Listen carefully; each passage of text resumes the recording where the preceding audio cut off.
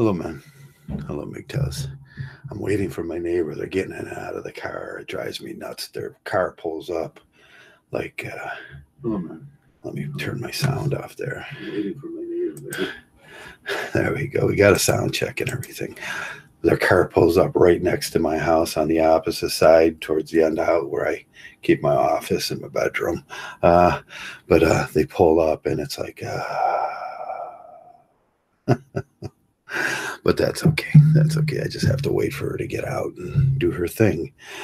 So I hope you're all doing well today and everything's okay. There's been a lot of garbage going on in the Mgtow ranks, and it really doesn't bother me anymore. I see it every year. Every year I see it.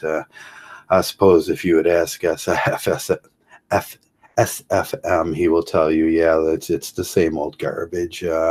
Every year we get a new crowd in here, and every year they decide to come after me for some reason. And the trolls, the sock accounts, the fake accounts, the personation accounts, the insults, the whole thing. And really doesn't bother me anymore. It's like water off my back. I told everybody that last year. I really don't care because I've been around here for a number of years like Steve has. Steve, can you remember the original people around here? Yeah,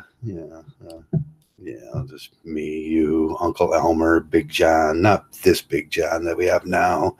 All those guys, winged, whatever his name was. God, there was like 14 of us at the beginning there, and it was hard. It was rough going on YouTube back then. But I see it every year, and I've seen it every year since, and it's been a long time since. Every year we have this rotation of people that come in. We seen last year with Kuruma is a typical example. Before that, it was Neo. Before that, it was NTP or something like that. Before that, it was another guy. Some of them make it on YouTube and then they leave. Some of them don't. I remember Non-Mundane Matt started off in the Mgtow, and as far as there used to be a lot of guys that started off their YouTube careers in Mgtow, and Mgtow is just a jumping stone. And then next year, it always seems to happen the same way. They rage out, they go Mgtow on Mgtow, tell us their special opinions. And yes, Hammerhand, my account has been cloned. It's been impersonated. I told you that the other day, and nobody seems to. All you have to do is click on the 3 dots of the other clone, and it'll take you to an impersonation page that doesn't have no subs. And as you can see, I have plenty of subs. But every year this happens, and every year someone comes in, and every year somebody seems to come after me. It's year after year after year for a good 12, 14 years here now. And on my 3rd account, that's a 3rd actual account. I'm on my 6th actual takedown. And so I'm used to it. It rolls off my back because I know what to expect. I'm sure if you ask Messenger, or if you ask Shining, or if you asked any of the guys that's watched it long enough, you're going to get this same reciprocal pattern. The same reciprocal pattern over and over and over with guys. They come in, they rage out. Everybody wants to be Neo. It's the next Neo. It's the quest for the next Neo, and no one realizes that Neo wasn't the hero of the story. Morpheus was. Morpheus was the hero. He was the guy with faith. He was the guy with passion. He was the guy that kept it alive when there was no hope. He was that guy that did all that. And after a brief stop in to let you know their ideas around here, in a short period of time, they're complaining like Kuruma did. And the next thing they know, they had no passion. And they rage out and tell 5,000, 6,000 subs why Mgtow's not for him no more, why he grew out of it. And this is like, man, I can name names like all the way back and every year, and some of them come back and some of them keep beef. It's something to do. It becomes the troll accounts, and the troll accounts become the Carly accounts, and the Carly accounts irritate everybody, and then they troll, and then they have nothing better to do. They don't believe in this thing, and that's what I'm saying. It's so predictable. Without calling and without passion, they rage out instead of rage in to Mgtow. Some guys, I see a lot of guys raging in. That means they brought all that passion, that anger with them into Mgtow, and they're becoming a Mgtow. And that's a good thing, and that's what we want around here. That's why most of us keep our accounts open and stay around for those guys that are raging in. They lose that anger, they lose all that stuff, and then they start developing a manner of living that works for them, and they go, wow, this Mgtow thing really works. But you can always tell when someone's raging out of Mgtow. Like I said, Kruma was the typical example. He couldn't even decide on a simple avatar name. And it always looks the same to me. And after you see it and I see it, and we all see it a few times, and I know you guys, some of you guys been around 4 years, and you go, 4 or 5 years, and you go, Jesus,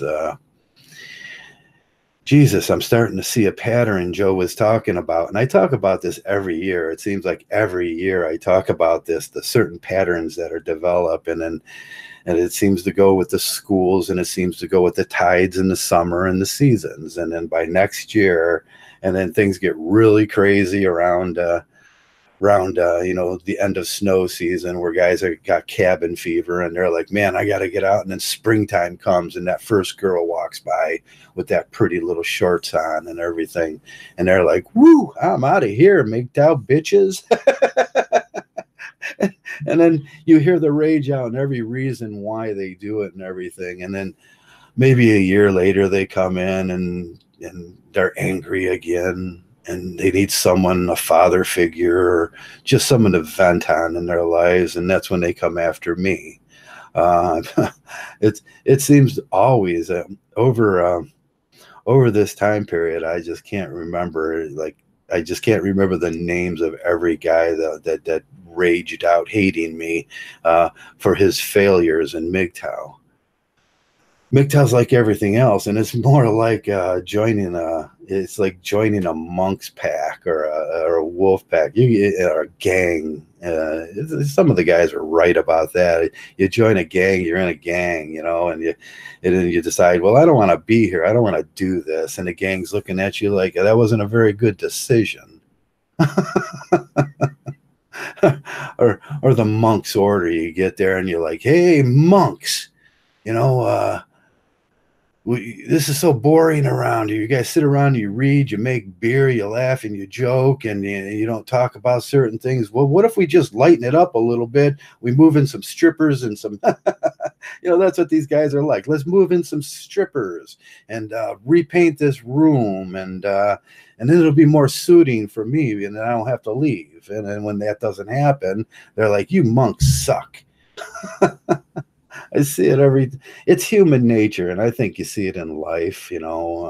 People think they want to be some things in life, and then they decide. I went through those periods in my life. I wanted to be this, I wanted to be that, I wanted to be something else, and at the end of it, it was always somebody else's fault why that didn't come. And really, it was my passion. My passion didn't drive me far enough into it.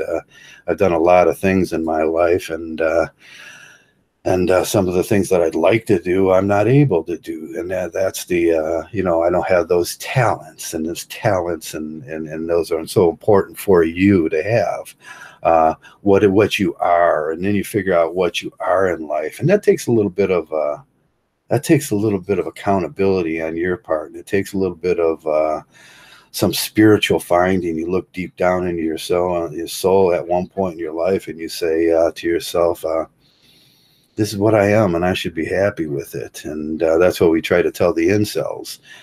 This is what you are. Be happy with it. Learn to live with that, and then make yourself a better life, and try to just make the best out of this thing, because it sucks for everybody. Everybody has pain. Everybody loses people. Everybody has tragedy in their life. I don't know too many people that don't have it, even from the richest to the richest people to the poorest people. everybody has those things that they have to deal with: pain, tragedy, loss, theft. Theft is one of the things that really gets me. It's just one of those things I can't explain, uh, and I can't get over. It's one of those things that I ruminate about at night when I get something stolen, or when I lose something through foul means. I've had 401s just disappear and stuff like that. Enron killed me. Enron just killed me. I had everything invested in Enron, and to look up that day yesterday, it was the anniversary of Enron. I meant to tell you guys, you look up at the anniversary of Enron on December 2nd, and all that pain comes back, and you go, oh man, in one day it dropped from this down to 26 cents. You feel your heart, all that hard work and everything. But man, you got to get. I remember taking that better than I take a lot of things in life. But that was devastating. It was devastating. It was like 19, 18 years of work I had put into that, and it was just so devastating. And I remember taking it oh so very well. Like, it just rolled right off my back. And I know some people would be killing mad. They would want to, go find the officers and slay them. And there were some of those. They had to protect those guys. But we're going to go through that in life. And that's Mgtow. And life is Mgtow. And Mgtow's life. And all roads lead to Mgtow. And we got to go through this, and there's these seasons we go through in Mgtow, and people get mad at me, and most of the time I have no idea what that reason is, and I search. It's like that theft. It's like that thing that you can't put your finger on. I don't deal with that well. I don't deal with ever-changing personalities, because my personality really doesn't ever change, except when I get sick or something like that. And if I do have a personality change, I know to go to the doctor and have things checked. It's one of those indicators in life. But in Mgtow here, we see those sudden abrupt, and I think Riff was feeling that a little time. You see these sudden abrupt personality changes where people turn, and what they're really saying is, I'm no longer on board with this Mgtow. This Mgtow's too hard for me. I just want to go back, and it's a wonderful thing to go back to the blue pill world, where you wrap yourself up in these delusions. You're gonna get a girl and get married, and everything's gonna be cool. And if I just work hard, all these tragedies won't come and visit me. And I save my money, and I'm gonna be rich, and I'm just gonna retire with out of my front porch with that little rocking chair. It's like, yeah, just looking out over my farm. That's what guys want. And that's appealing. I don't say that's that's not a bad thing to want that. Men have these desires to succeed, to feel at the end of their life they did something good, to establish something. And most of that time, life is chaos. Life is entropy. It just dissolves right in front of your eyes, and there's nothing you can do about it. That's with, I think I talked about that with John. What was his name in the Sand Pebble? He was the mechanic, and the McKenna was the author. Richard McKenna. He came from a very poor family, and he watched a family farm dissolve, and they couldn't pay the bills, and it was the Kansas windstorms and all that, and they lost their farm. And who was there to take it? It was the government, the same people that he would go to work for. And he always kept this iconoclast. Because I always remembered that iconoclast kind of feeling towards the world, where I know my place, you know your place. Don't come into my place, and I won't come into your place, because I know you people. I know what you want. You take. And we get those feelings. And it's the feeling, that same feeling, that drives Mgtow too. It drives Mgtow to these places that we feel like socialism's coming, and they want to take. And what you're talking about is socialism, is your government. Your government takes. And there's nothing. There's this feeling of impending doom towards your death when you don't get to take nothing. None of your toys come with you. I think that's what we all feel, this loss, this entropy in life, this chaos. And it happens to all of us unless you're really, really, I haven't seen a really, really stable guy in America for a long time. Even my friends that were extremely rich went through extreme periods of hostility in their lives, or the one moment they're living in a $750,000 house, the next moment they're running to another part of the country for another job. And it's sad. And it's sad because it's not like the 70s. It's not like the 60s where jobs were pretty stable and there was long-term employment. Everybody picks up and moves. And I think every Mgtow should be aware of the company store policies, and company stores and how companies did that, and now how they emulate that process now, and the government's in that process now. They love it when a company leaves a city like this, because it leaves decimation and ruin, and people stop paying, and people start paying their taxes, and people stop paying that, and they come and they grab all the houses just like the company store would. And then when everything is theirs again, they move the company back in, and they start that period of entropy and chaos, and guys buy into it. We always buy into it. We buy into a lot of things as men. There's always that hope. That's why I try to talk about Simpson's paradox once in a while, because there's that hope. All regular people have that hope that things are going to be better, and sometimes that's not a great thing, because the predators, the predatory capitalists out there, and the better people, the well-to-do, they realize that there's hope out there, and that people are striving for a better life. And that's when you get people to make bad decisions on bad loans, and I'm going to get this business, and I've been in a couple businesses in my life, and I'm going to do this, and then all my family's going to support me, and then I jump out of the gate and I look back and there's nobody but me. And I'm like, come on, guys, let's do this. And everybody's like, Joe, you're crazy. That's never going to work. And then that's when you realize, I bought into it. I was really excited. Yeah. Me and SFM used to do that. Captain America. You're Captain America. Look at him. He's so excited. And that's what in Mgtow, a lot of guys come around. They're really excited for this thing when they come around, and they don't have that smooth attitude. They don't have that. They're like, man, I'm the new Neo. Woo! I'm going to save the world. But this thing will wear you down just like life, and it wears down the best of men. We get attacked from every angle, and there's creative ways, and ever so creative ways. I can't even tell you the creative ways that they come at you all the time. It's like next time I see a new one and I go, wow, that's different. I've never seen that before. And rarely in my life have I not seen something. It's like something new comes along. I'm like, good job, buddy. That was really creative how they did that, and how they did this. And it's always the same blue pill people. And it's always the same old worn out Mgtows that couldn't do it, that just raged out at everybody else. And then now they're mad about that because they failed. Hey, Aware Rabbit, how are you today?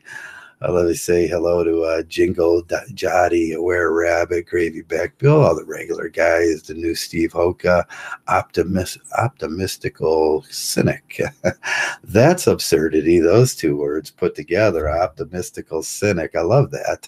I love absurdity. I love Milk Apple. It's how you untangle things. You look for the absurdity in things. And I'll tell you what, politics today and all that stuff, whoo. It ain't so hard to find absurdity in the world. It ain't so hard to find absurdity in some of the people that come in here. And it's always the same old thing. The MRA wants Mgtow to be like them and be like that moderate. Like, we can't yell at the girls. We can't say things about them. The beautiful, precious little girls. We got to fight the war that is. The war is with the legal system. And then you realize their legal system is set, and it's bigger than Mgtow will ever be, and they just laugh at us. They say, we'll take your money. You want to fight? We'll take your money. Uh, yeah, the Predators. Yeah, thanks, Pretentious Hermit. And I just thank all the guys that come around. Let me see. Let me go back to the top. And yeah, Swine Dog was in. Joe Buddy is in. Steve and a lot of the guys were in today. Just thanks for being Mgtow. Hammerhand was in, and I seen Janet right before him and after him. Pretentious Hermit, and just thanks for stopping by most of the time. But I wanted to talk about Mgtow and life, and entropy and that stuff, because it's going to happen around here, and they're going to need someone to blame. Why not me? I guess I seem to be. Like I said, just ask SFM when he thinks it's the damnedest thing. Why do they always come after me? I guess I guess I've been stereotyped into that slot, and it is a lot of stereotyping into that slot. When you get stereotyped into that negative slot where these guys have to like size up, chest up, and measure dicks with you, uh, it's like it gets funny, and but I'm used to it. I've been getting that all my life, Men got to size up, chest up, measure their dicks. Maybe sometimes we'll throw down. And it ain't nothing new in my life. I'm a poor Irish kid from Cleveland. I fought my way out of that. If you think that was easy, ooh, ooh, I know what 110th Street is. I know what the other side of 110th Street looks like. And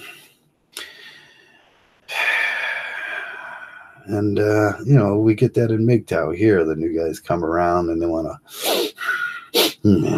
size up, and who's around that I can measure my Mgtow against. My Mgtow with the Schwartz, my Mgtow Schwartz. Remember that movie? What is that movie with the Schwartz? Let the Schwartz be with you was a parody, a takeoff of Star Wars, and it had a funny Chewbacca, and it had a goofy Han Solo. And they had the short Spaceballs, yeah. They want to measure their Mgtow Schwartz when they come in here, and there should be.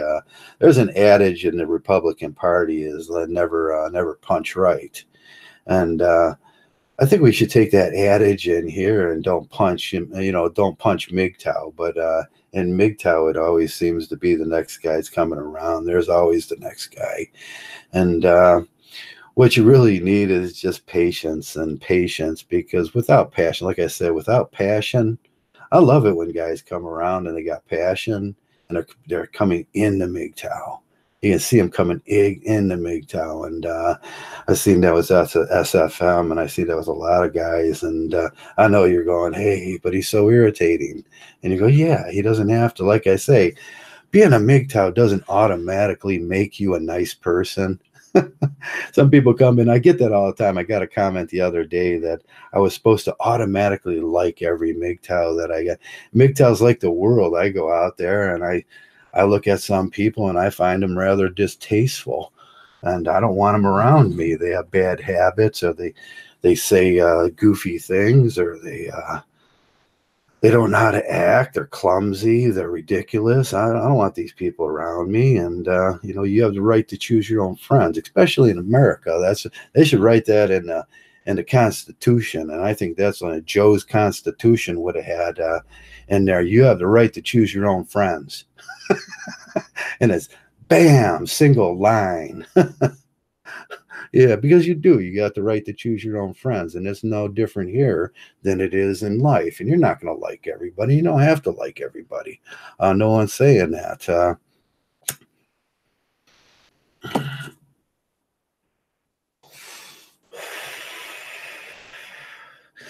But it gets rather irritating, and it gets rather predictable after a while.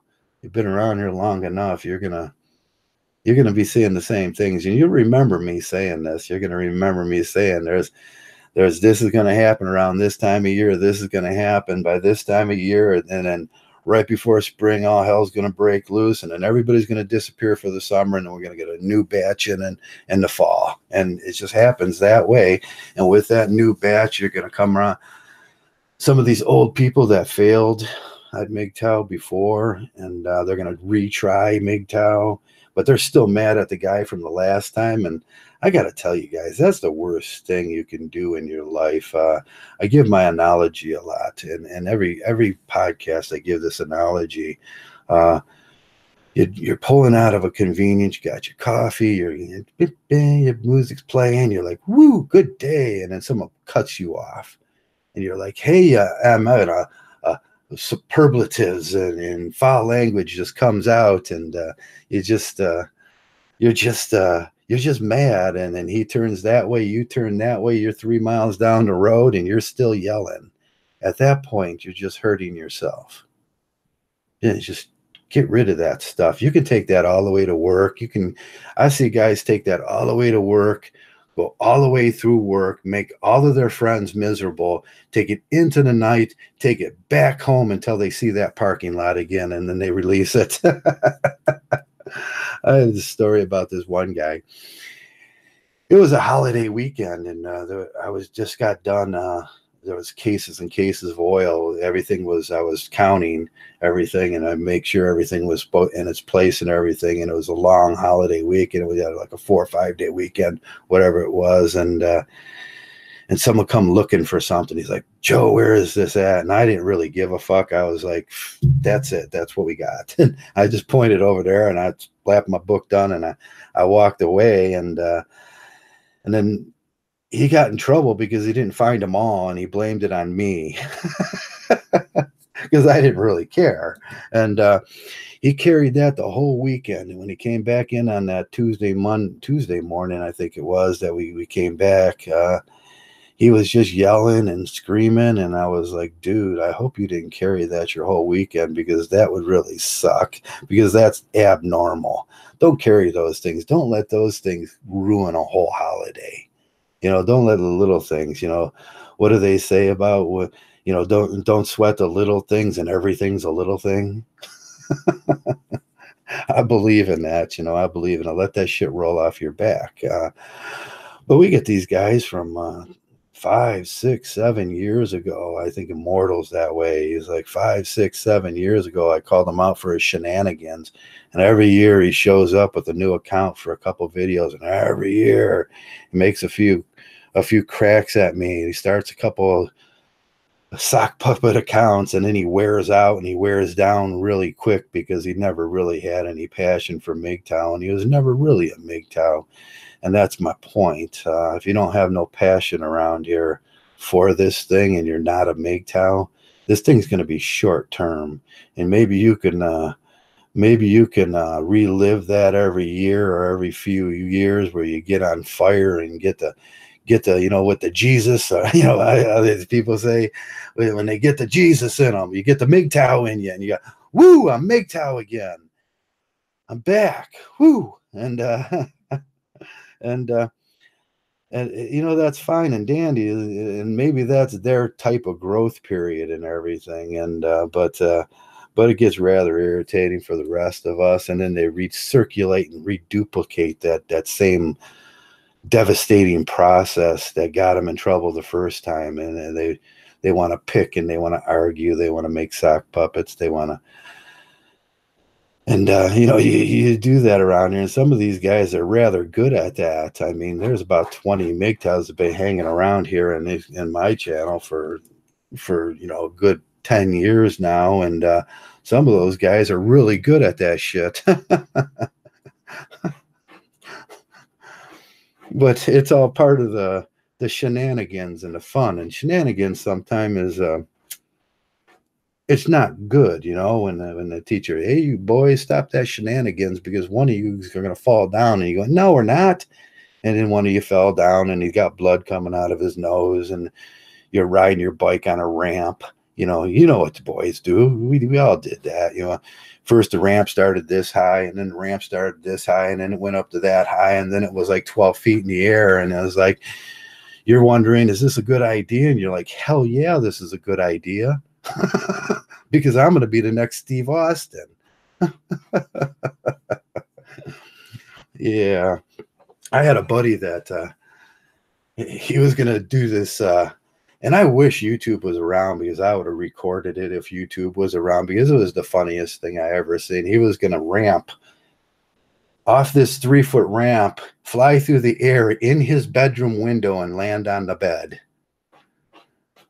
Thought he was going to do it. And I was excited. I was like, oh man, he's going to do it.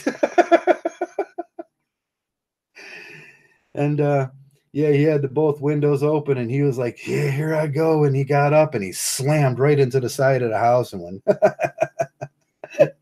busted both of his arms. You know, the window's like there. He busted both of his arms. And we were like, oh man, that was so cool. I wish I had a camera. Back then, none of us had cams. You know, we didn't even have 8-tracks. 8-tracks had just come out. You know, VCRs was a thing of like the distant utopian future where you can record things on a beta. And yeah. I found a VCR the other day. I found an old VCR. It was brand new, still inside the case, and someone had shoved it in back of the furnace. And it was the damnedest find. It's not a real old one. It was 1993. It was a 1993 VCR recorder, camcorder. It was big. It's like this big, like that big.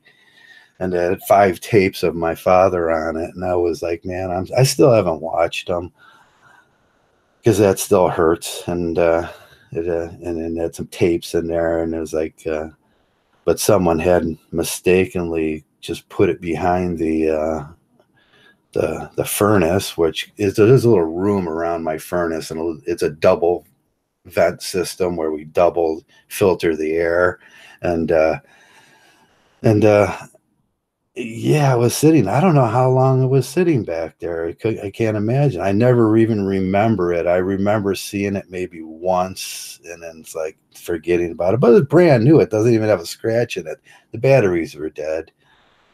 So yeah, that was an interesting find. I called my buddy and I says, you know what I found? And he goes, what? I said a brand new 1993 VCR. I'm going to get up in the attic one day and dig through that. There's probably some interesting stuff up there. But I'm just, we got this little hole. It doesn't have one of the pull down things. It's just this hole. You got to get a ladder and you got to climb up there. You got to watch where you walk, because it's an insulated attic. It's not a regular one. And then there's boxes. It's like, I don't know how my mother got them boxes up there, but God bless her. She was a trooper sometimes. My God. I think she had paid some boy in the neighborhood to do it for her, because there was no way she was going to do that on her own. But life's interesting, and Mgtow's interesting if you give it a chance. And but you're going to have this thing, this tenaciousness, and to stick around. And that's going to be it. Sometimes they're not going to want you to stick around. Sometimes they're going to try to force you out. They tried to force me out like 3 times already, and they're trying again. I'm like, sorry, probably not going to go nowhere. It's not going to work. Had done that, been there. You know, sorry about that. Keep trying. Good try.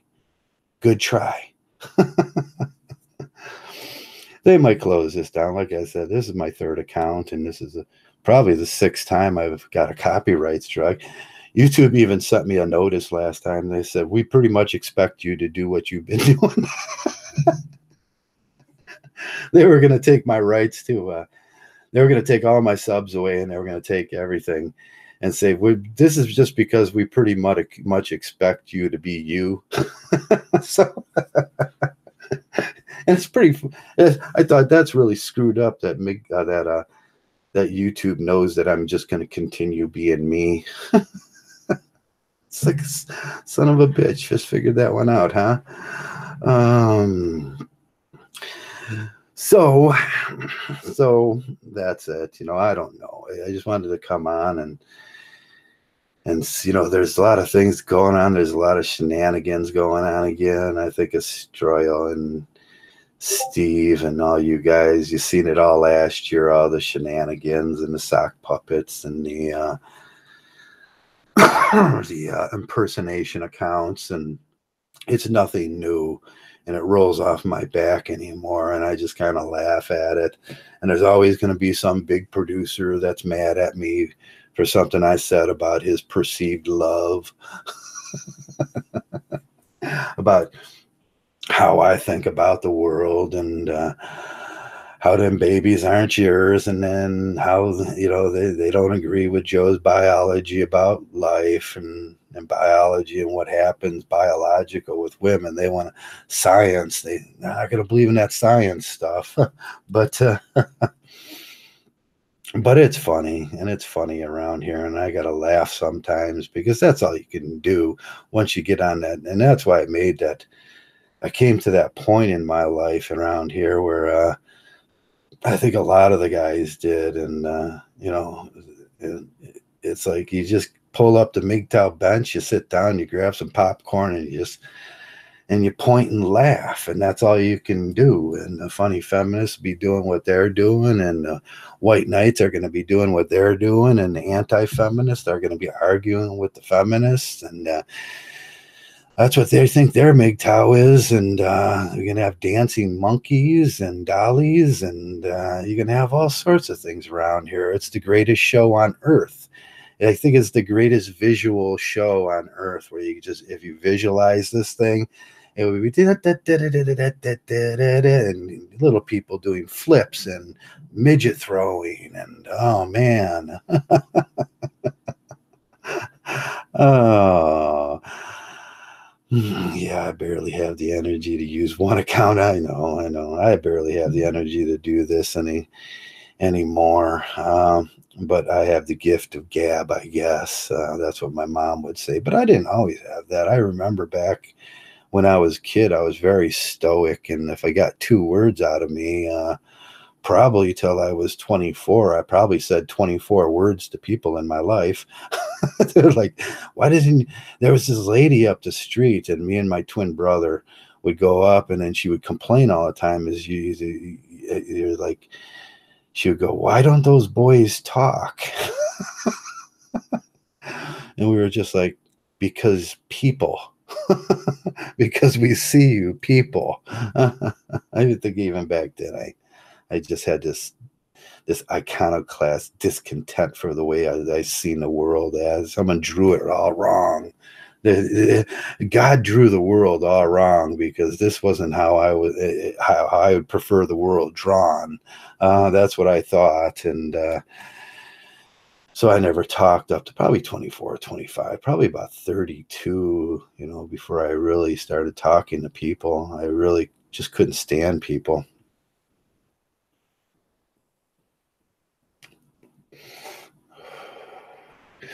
But I've noticed that that's a trait in my family. We're very stoic when we're young. We're almost like those little robot kids. We just look at you like, you just get that look like, what do you want? Like, and I think a lot of families get that. Some families, they talk all the time, but not mine. Mine was very stoic, very quiet. Everything was like, hush, shh. Maybe that's the Catholic. I don't know. There's problems with that thing. So Mgtow's not much different than regular life, and you can apply all your life or learnings and to it, and that's experience, and you could become this empirist, where you just kind of look at things, and that's what's going to happen. I know when something's going to happen. I can look out over my friends and my younger friends and everything now, and I was like, man, that's not a good idea. I know what's going to happen there. And all the old guys are like, yeah, seen that before. It's going to be disastrous.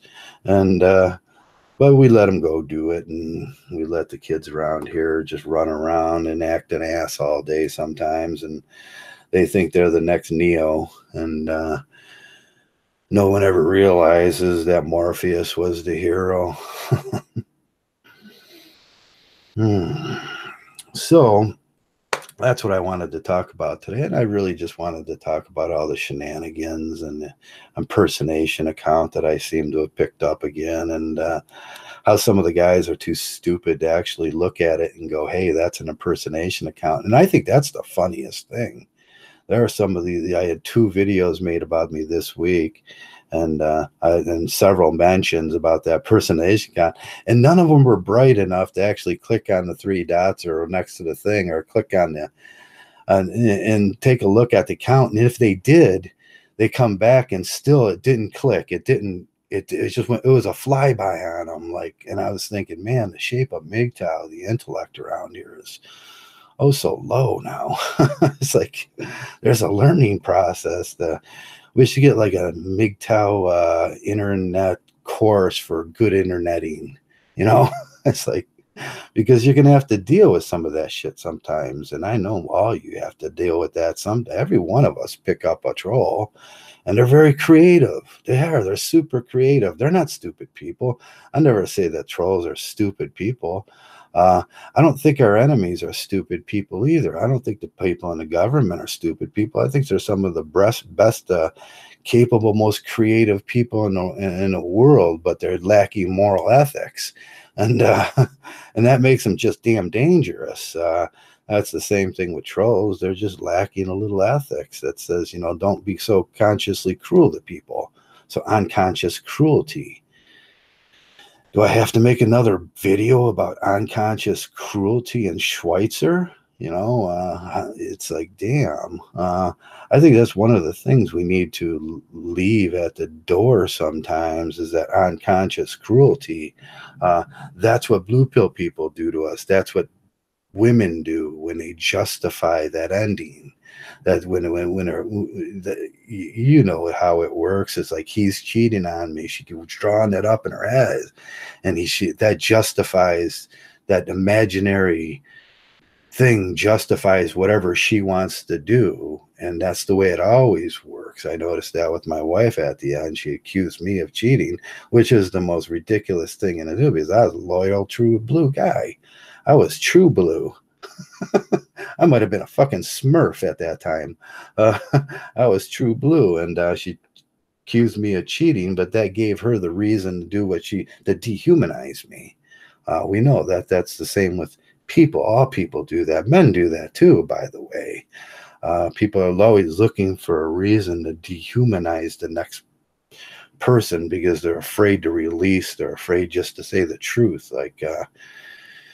And that's a sad truth when you're on a negative end of that. And most of you guys will have or will have experienced that kind of the thing where people tell lies to themselves to justify their action. And we go through ethics courses in college and everything. And one of the things that I learned, I kind of stuck with me is what I will do for my daughter is the basis of all corruption, or what I would do for my family is the basis of all corruption in the government.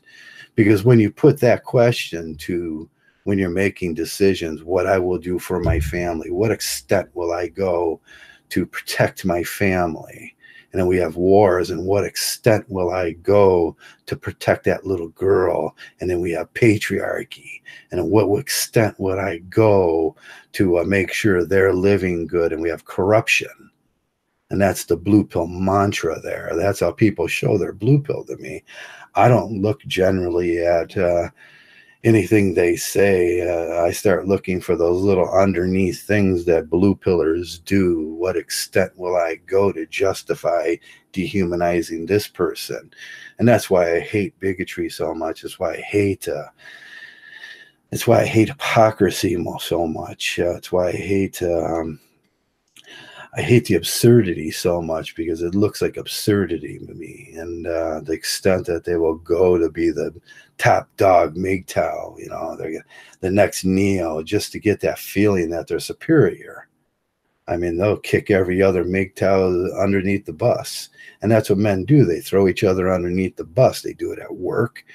They do it in the blue pill world all the time. And it's one of those things that signifies You're just not ready for this Mgtow. If you're still throwing the men under the bus, you're just not ready for this. And man, I would just go all day, every day, and just talk like this, just talk and never think about those things. But then they bring it to my door, and you have to go into defense mode sometimes around here. And then my defense mode is a little over the top sometimes, because I need to make things end real fast in my life. I can't take arguments. I don't do arguments.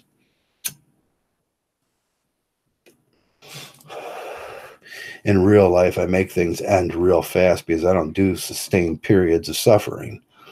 And that's the way Mgtows think. We don't do sustained periods of suffering. Now I'm going to make this end. And that's what they can expect. And then they get all mad. Oh, man. Oh, man, that Joe. He's such an idiot.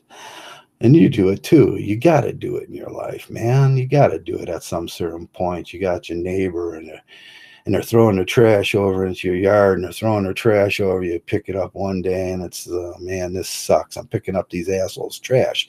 Next day and the next day, and about the third day, I'm like, I'm whipping a brick back at them and saying, hey, fuck bag, do it again, and I'll rip your head off.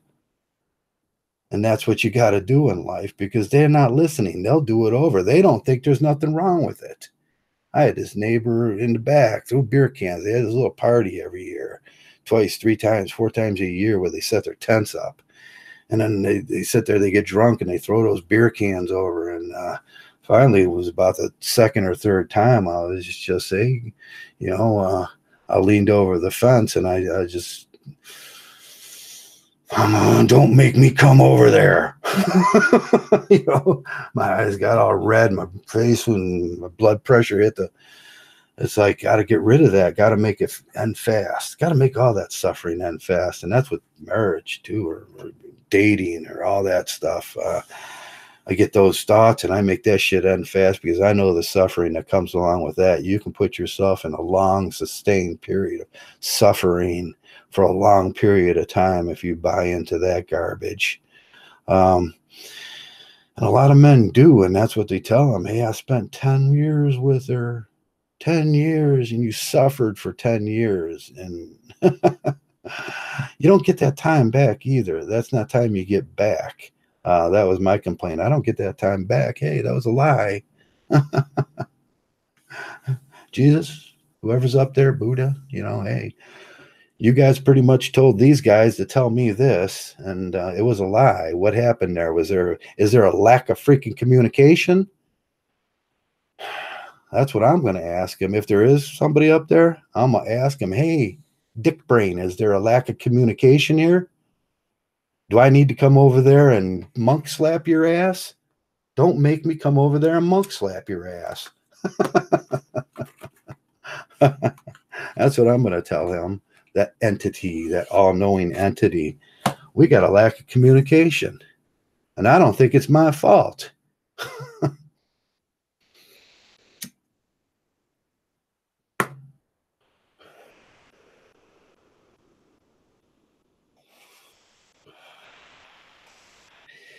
And that's why I get so mad at religious people, because they're not giving you the right information, and they know it. At least the Muslims, not the Muslims, what are those people out there in the desert, out in the American desert, or in Salt Lake City, the Mormons. At least the Mormons know they're lying, and they'll tell you flat out, yeah, we know it's bullshit. We know it's bullshit, but we do it anyways. And no, we can't go look down into a sea of stones, and there was not all that. But it gives me ethics, and that's what they'll say. It gives me ethics and a moral way to run my life. That's it. That's all you need, and that's what I preach around here. I don't care what you believe in, as long as you have. If you went away from, if you're a Catholic kid and you don't like that, you went away from that. Find some Hobbes, find some Foucault, find some find some Plato, replace it with something, because you can't run around in this world without some kind of ethical some kind of ethics that runs your life. And you can find that in Mgtow, and you can take on a Mgtow monk attitude and find those ethics right here. We give out a lot of those ethics and good things. We don't do these things. We don't act like that. We don't white knight. We don't beg. We don't simp. Them are great ethics. I mean, we don't validate ourselves by somebody else. That's man or woman or anything. We don't get our kicks. We get our kicks above the waist, sweetheart. I love that song. Murray Head, I think it was. Yeah, Murray Head. One Night in Bangkok for the younger guys. Go listen to it. It's great if you never heard it before. Murray Head, One Night in Bangkok. Yeah, but hello, Riff. How are you doing? I'm just talking. I'm just gabbing on. This is kind of a free-flowing Joe today because I really don't have a topic. I didn't come in with a topic that I chose. I just wrote down my thoughts at the time on the low bar down there, and I just wanted to find out your guys' opinion about what's going on. So if anybody want to ask me something, or if there's anybody out there from some of my my detractors, I would like to give them a chance to ask me a question while I'm live and while I can give them a sensible answer instead of them making up the answers in their head, because that's where we get lost a little around here. People make the answers up in their head and they go with a bad idea for a long period of time. And that's just going to make you testy against Mgtow because I'm not going anywhere. Not a lack of communication, a lack of understanding, and that leads to a lack of communication. Yeah.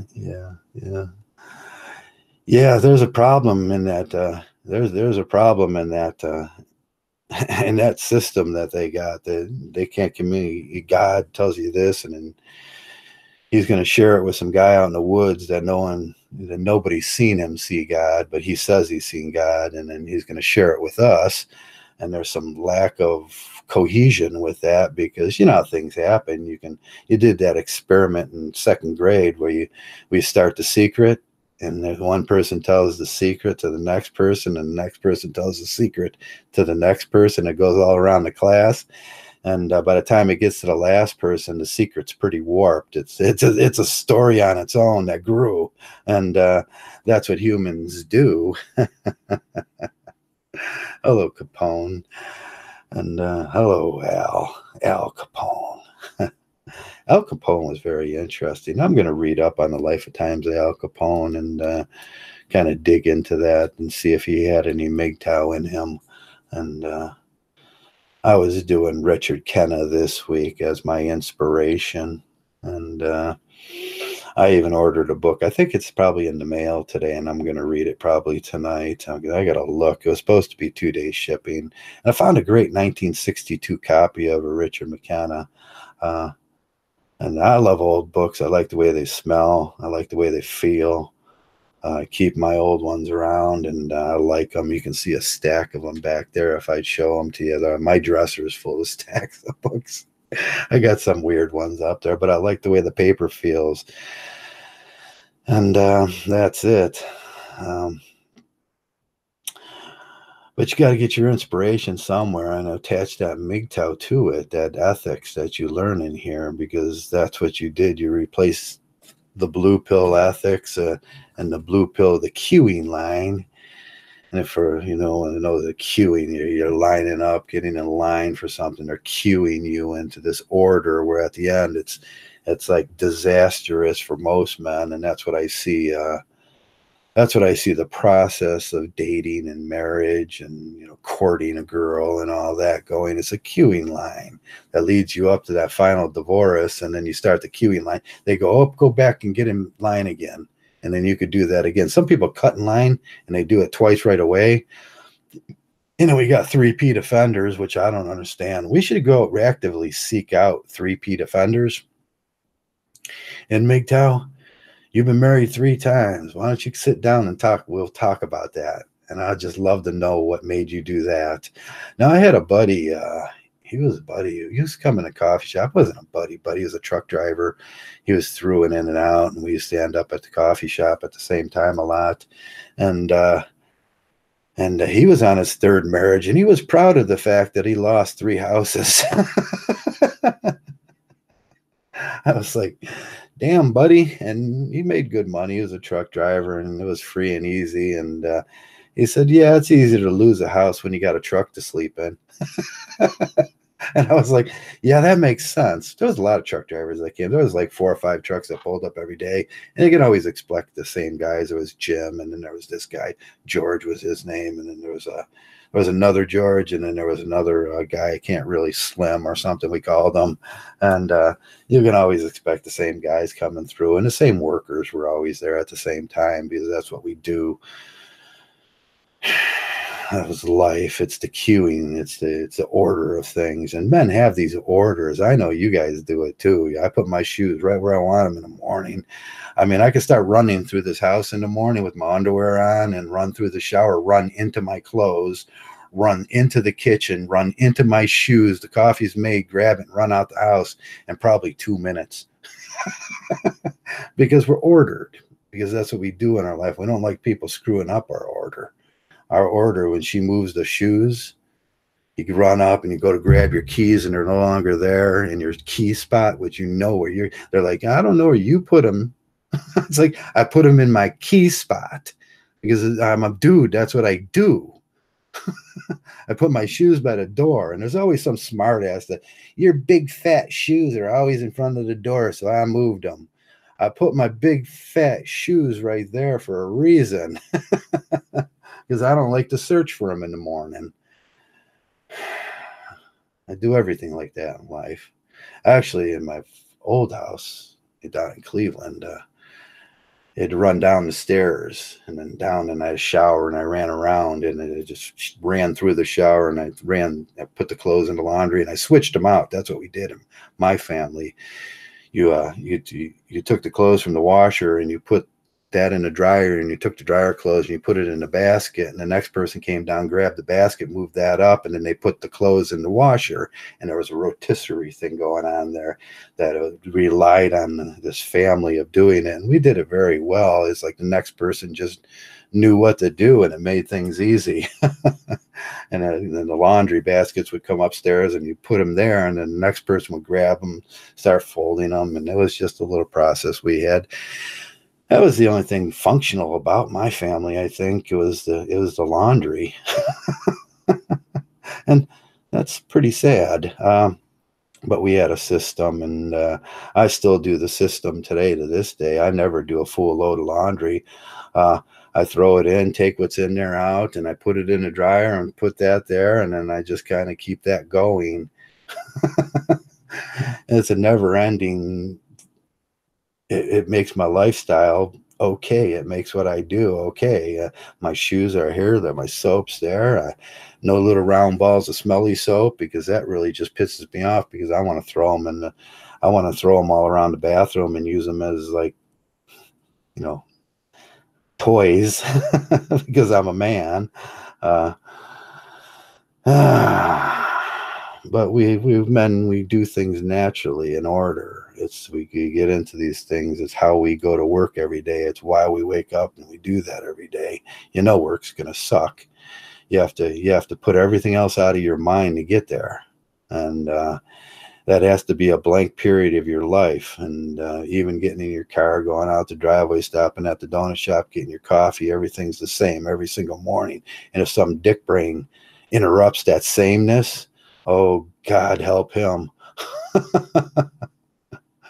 God help the man that interrupts the other man trying just to get to work without thinking about how painful that is going to be. Because otherwise, none of us would show up for work. If you stopped at the door one day, and you also had that thing happen to you, where you stopped at the door and you looked down and you went, this is going to be painful. I'm taking off a day. Because you didn't want to bring that thought in. And it's like, no, I'm not doing that today. And that no, I'm not doing it today, that's the no's in Mgtow. That's when you learn to say, no, I'm not doing it today. I'm not doing it one more moment. I'm not going to put myself through that. And that's the thing most Mgtows have to learn how to say is no. No is the golden word. And that's why I try to teach the logic gates of Mgtow. There's only 3 things that could happen in your life. That's a not gate, that's an and gate, and an or gate. You can put those together in any combination that you want and argue with me about that. But there's only 3 things that can happen in life, and that's them 3 gates. Every week, try it out. Walk through your house. What do you got? It's I'm doing this, and I'm doing this. I can do this, or I can do this, or I can not do this. And that's it. That's all there is. Or someone puts an executive command in your life and changes that flow. Now, there's those executive commands that screw my life up. I'll always say to everybody, I never made a mistake in my life unless it was an executive command.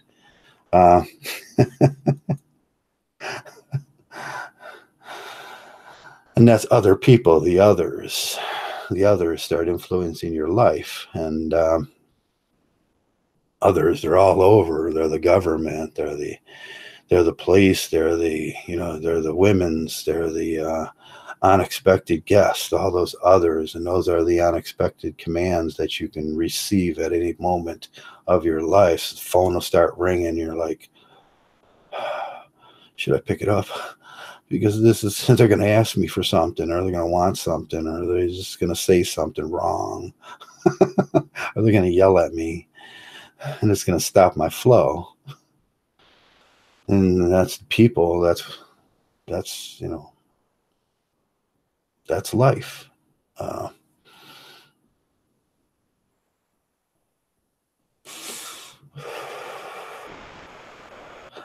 Sicily, that's not the real Sicily. That's a sock puppet of the real Sicily. But he's welcome too, because he needs to share that he's mad about something. If you just come on and talk to me, and I can decipher what you're mad about and put you on a road to not being so mad about that. Or you can just ask, and that's what this one was for. I was going to do Q&A if anybody just wanted to ask me a question and about the way I live my Mgtow or the way I live my life, or why it bothers them so much that I exist. And Joe, give me the hammer. No, I don't give out the hammer. You guys know my new rule on that. There's 3 dots next to every name. If somebody don't want to see someone, all you do is you put that dot and you put you block. You say block, and that blocks whatever. You don't have to see them no more. And if everybody did that, the only person that would see them would be me. And that would just be funny. And I do like a good laugh. And just ignore them. Yeah, let it roll off your back. Yeah, hit those 3 dots right there next to it. Question: how do you deal with men betraying your trust? That's going to happen. I talked about that earlier with betrayal and theft and stuff like that. Them are the unexpected things that men can't deal with in their head. There's no answer to that in your head. There was no answer to why my wife tried to kill me. I couldn't get an answer to that. That was something that's never going to have an answer. And men do that for a lot of reasons. These are little things around here that we're talking about. We're not talking about a big life-changing event like that. We're talking about little things, about he said, she said, and things like that. And that's what men get mad at around here. And then they carry those things. And then I gave you the perfect example of when you're driving out of the convenient and you got your coffee and you're happy and rock and roll's playing and it's like and you're like happy, and then someone cuts you off and you start just yelling at them that you spilled your coffee, and they turn their way, you turn your way, and if you're still yelling at them a mile down the road, you're wrong. You're hurting yourself. You're not hurting them. They're 2 miles that way. You'll never see them again.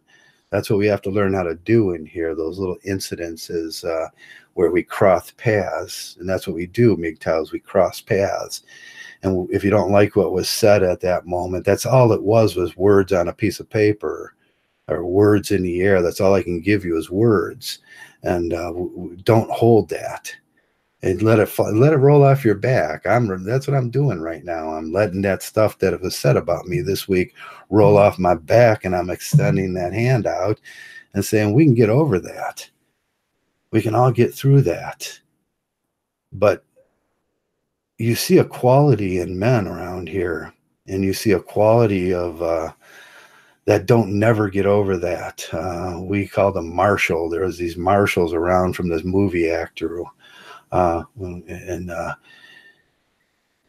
we'd notice this in men if something happened or some unfortunate accident or some at work, and those things happen, and men yell at each other, and then but the Marshalls, they would never let them things go, and then we'd laugh and we'd go, that guy will forget that.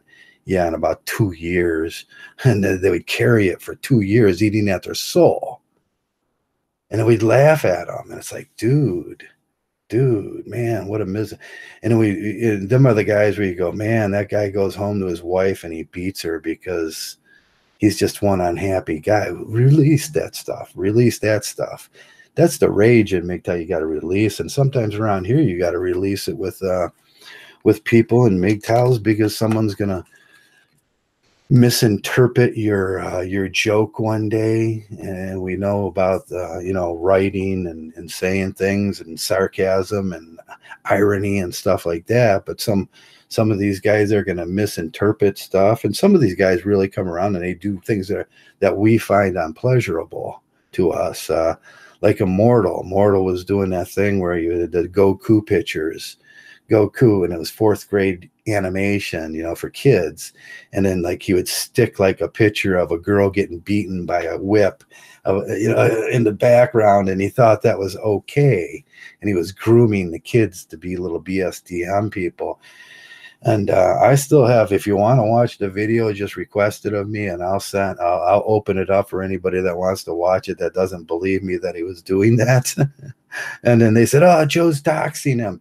And to this day, he holds that against me because he had some immoralities. And he thought what I did was just like, no, I wasn't going to let that go. Them are the ethics that guide me. I wasn't going to let you groom little kids and the whipping women with whips and the sex and everything, because that leads down a bad line. And you're going to end up being a divorced BSDMer. And there's probably nothing sadder than that. And or a PUA, a divorce PUA, and you thought that was okay. That's not Mgtow. So but I expect after time, maybe 10, 12, 15 years, and he grows up, if he ever grows up, maybe he'll forgive me for that, for being right. And I'm never asking permission to be right, because I am right most of the time in my life. I have found that a quality of me that's inspirational to most people is I'm right most of the time.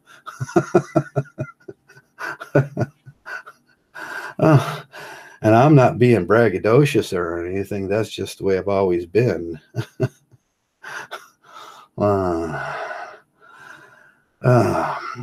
Yeah. So does that answer your question? And I think we could all practice these little virtues, and I think it would be a virtue in here. It would make Mgtow a whole lot better if Alex Brown, I wish he would just die, because that cat is just that cat is just weird. I mean, he's out raping little girls and he's running around Mgtow, and he's still running around Mgtow. I'll put who he is now up in the low bar or down there. I'll put it in the chat so you guys know who Alex Brown is around here. I mean, he's on the registry. And he thinks that's okay. He thinks that's part of Mgtow. Mgtow's just hating little girls and wanting to rape them. That's what he thinks. And you can say that, no, that's never okay. That's not okay in life. I don't worry about what the girls do. I don't worry about what the feminists do anymore. Because you know what? Once you become Mgtow, all that stuff goes away. It no longer is, if any, it no longer can affect your life in any way whatsoever. If you're doing your Mgtow right, they ain't affecting your life whatsoever. There's no way they can affect your life if you're doing your Mgtow right. If you're not doing your Mgtow right, then they can affect your life, and you're going to find some of the things they do egregious. And I'm not a hypocrite. If you find them things egregious, then they must affect your life. If they're affecting your life, you're participating in the things that you're not supposed to be doing in Mgtow. That's logic. That's the way my mind thinks. And I know I'm an electrician. That's the way I think. There's ands, ors, and nots, and it runs to a truth or it runs to a false. If it runs to a false, it doesn't work, and I got to figure out how to run it to a true. I got to open things and I got to close things. That's the way I think. But some of these guys are ridiculous with that stuff. If you're an anti-feminist, you're not a Mgtow. Why aren't you a Mgtow? Because you're introducing things into your life that aren't Mgtow and are getting you in trouble. Then you're blaming the girls. When really it's your fault all along. You bought into it. I bought into it. It was my fault. I'll never say that wasn't true. I wanted some of that split V. I bought into it lock, stock, and barrel. Whether I was lied to, that was the big thing. No one told me the truth about that. And for God's sakes, if you're a PUA and you're lying to these young boys, you're not telling the truth. That's not Mgtow. You're not telling the truth. And if you're doing those things that you know that they can affect your life, that's not Mgtow. Because what's the first rule? We're going our own way. We're not letting people affect our lives anymore. And if you're letting those things in, you're infecting all the other Mgtows too. If you get them to believe that garbage, that blue pill garbage, that slow walk back to the plantation stuff, oh, it's okay to have an LTR. It's okay to just go out and play the games and do that stuff. No, that's not Mgtow. And you're putting people at risk, and you're putting yourself at risk. And that's the only reason that they find feminists egregious, because they know they can hurt them. Well, if you're a Mgtow, they can't hurt you in no way whatsoever. Now, your government can, and those are the things I find. Your government will betray you in a heartbeat. Your government will take from you. They'll take taxes. They'll demand more. Them are greedy little son of a bitches up there. Now, them are the things that can affect you, but it ain't women. Matter of fact, that's about 75% men.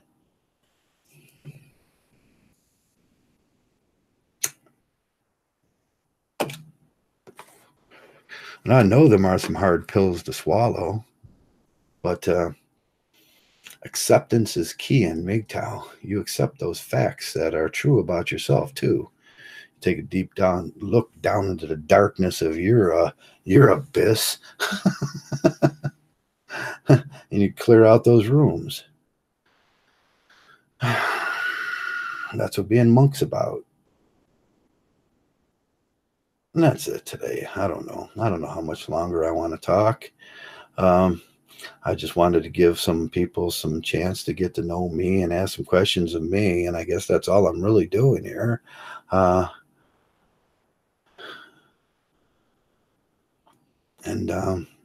that's about it. Mgtows. What's your Mgtow? We went over that the other day. But what's your brand? Are you a Mgtow? Are you an incel? Are you a TFL? What's your? That's a different brand. That's not Mgtow. Are you here to try to get Mgtow fame? Be the next me Neo? Be the next Karuma? 1 year, then flame out? I seen that coming. There's like a big flame out, like a flash. He's like and sooner or later he'll come up like I'm back. And you were right, damn it. Oh, they're all so funny. But I seen them flaming out, not in. That's what I'm trying to say. I see a lot of guys, they're raging out of Mgtow. They're not raging into Mgtow. And that's something that needs to be fixed around here. And I'm getting thirsty, and I forgot to bring a beer with me. No soy, boys. Yeah, no soy. That still cracks me up because people don't understand the science of that. That cracks me up bad. I'll get put one of these days. I'll just explain the whole. I'll just go down the whole carbon chains and everything, and the receptors, and explain what happens on that. So, and then you'll laugh like I laugh when knowing what like most people don't know. But it is funny. But but I'm getting dry. You can see my lips are starting to stick to my teeth, and I need some kind of beverage, and I need to sit down and relax and contemplate my life. And there's a book out there that I want to read, and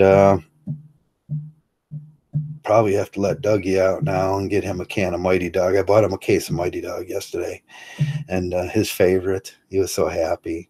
He was like, if he could talk, I know he'd say that, like, "Oh, Mighty Dog," and but yeah, life's funny. Mgtow's funny. Try to keep it together around here. Let these little, and I guess that's that little thing, you know. Don't let the little things bother you, and everything's little things, and especially around here. And that's all I got to say, Mgtows. Is it Travis or Joe? You can call me whatever you want to call me. It's either Trav or Joe. Some people call me Joe, and some people call me Trav. I prefer Trav. If I would have chosen a name in life, it would have probably been Trav, not Joe. But I didn't get that chance to choose that. Somebody else chose that for me. And they should let us all choose our name, because I would have picked some really cool name like Corvette. When I was a kid, we'd all be running around like, "What'd you pick?" "I'm Transformer." Or Mega Man. If we let the kids choose their own name, that would be that would be funny. But I think I'm done today for the day. I probably could go on another hour or so, but I'm parched and tired, and that's it. So, like always, Mgtow's not about me. It's not about all the producers or the words and the video club that we have and the things that we do. Mgtow's about each and every one of yous, each and every one of us, and all equal in our way. We're all equally important to Mgtow, because we're trying to push a truth about the disposable males, about the way we're treated in life. And that's the bottom line of this whole thing. And that's what we got to work on, not all the garbage. And without each and every single one of you doing that, it would just be me here, and I'd be talking to myself, and everybody would be yelling at me. And all the blue pill people would be yelling at me, and I'd be irritating them all day, every day. And I'm glad Mgtow's here, because it's people that think like me and have ideas like me. And that's you guys, each and every one of you guys. With each and every one of you guys, that's where we'll win.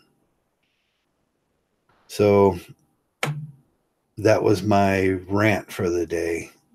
And like always, just thanks a lot for being Mgtow. Mgtow.